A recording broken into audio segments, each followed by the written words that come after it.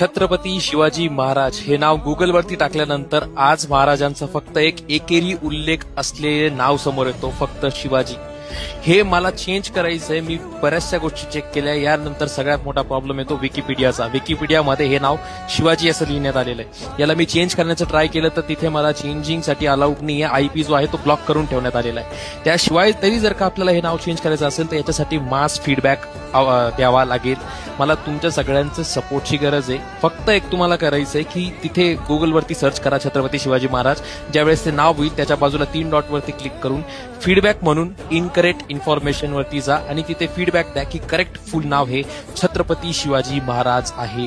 तिथे पूर्ण नाव असणं फार गरजेचं आहे. बाकी अनेक राजांची नावं ज्यावेळेस तुम्ही सर्च करशाल त्यांचं पूर्ण नाव किंवा त्यांच्या मागे पुढे असणारं त्यांना दिलेली जी पदवी ती तिथे येते. बट महाराजांचं फक्त एक एकेरी उल्लेख होतोय तिथे.